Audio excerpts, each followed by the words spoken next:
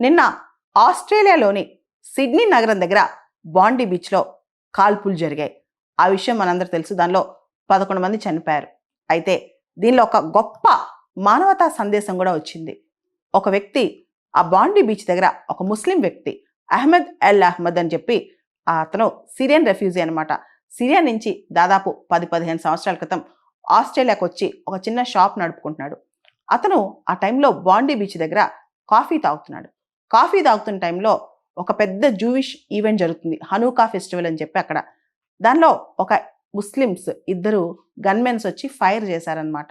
దాంతో ఈ అహ్మద్ అల్ అహ్మద్ అది గమనించి వెంటనే పరిగెత్తుకుంటూ వచ్చి ఎవరైతే ఫైర్ చేస్తున్నాడో ఒక వ్యక్తిని గట్టిగా పట్టేసి అతను లాగేసి ఆ గన్ కూడా లాగేసుకున్నాడు అనమాట. వెంటనే ఇతని పైన అహ్మద్ అల్ అహ్మద్ మీద కాల్పులు జరిగాయి. ఇతని ఒంట్లో బుల్లెట్లు కూడా దిగాయి. ఇతను ఏం చెప్పాడు తెలుసా? ఒకవేళ నేను చనిపోతే నా కుటుంబాన్ని కాపాడండి, నాకు 2 పిల్లలు ఉన్నారు, వాళ్ళని కాపాడండి, నేను చనిపోతున్నాను, నా దగ్గరే ఉండండి అని చెప్తూ వెళ్ళాడు. అతను ఇప్పుడు హాస్పిటలైజ్ అయ్యాడు అనమాట. అంటే ఒక పక్క ఇద్దరు చంపుతుంటే ఇంకో పక్క ఒక వ్యక్తి వచ్చి ఎవరైతే కాల్పులు జరుపుతున్నారో అతన్ని ఆపటానికి తన ప్రాణాలు తెగించాడు. ప్రాణం పోతుందని తెలిసినా తెగించాడు. అయితే ఇప్పుడు అతని ఆరోగ్యం స్టేబుల్గా ఉంది, ఆ వైద్యం జరుగుతుంది అతనికి. ఇతని వయసు 43 సంవత్సరాలు. అహ్మద్ అల్ అహ్మద్ ఇతని పేరు.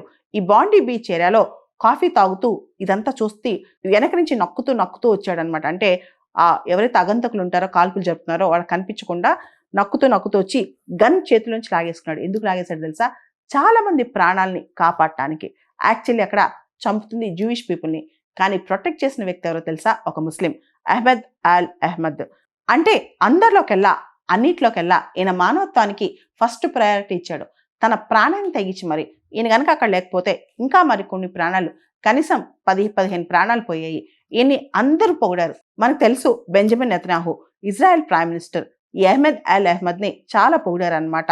జూయిష్ హీరోయిజం అని చెప్పి పొగిడారు. అంతేకాదు జూయిష్ మీడియా ఇతనికి జూయిష్ ప్రైజ్, ఏదైతే హైయెస్ట్ అంటే జూస్కి ఇచ్చే ప్రైజ్ ఉంటుంది అనమాట, హైయెస్ట్ అవార్డ్ జెనసిస్ అవార్డ్ అని చెప్పి, జెనసిస్ ప్రైజ్ అని చెప్పి ఆ ప్రైజ్ ఇతనికి ఇవ్వాలని చెప్పి కూడా చెప్పుకొచ్చారు. సాధారణంగా జూయిష్ కమ్యూనిటీలో ఎవరైతే వాల్యూస్ చూపిస్తారో, హ్యూమానిటీని కాపాడతారో అలాంటి వాళ్ళకి ఇస్తారు.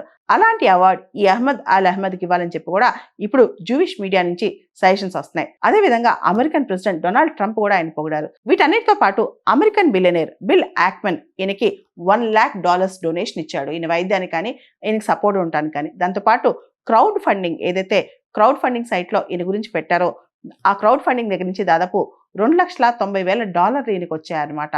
ఇన్ఫ్యాక్ట్ చెప్పాలంటే ప్రపంచం మొత్తం ఒక 15 seconds వీడియో ఏదైతే అహ్మద్ అల్ అహ్మద్ ధైర్యం చేసి వెనక నుంచి నక్కి వచ్చి ఆ గన్మెన్ పట్టేసుకున్నాడో, గన్ లాక్కున్నాడో, ఆ వీడియో ప్రపంచం అంతా వైరల్ అయిపోయింది.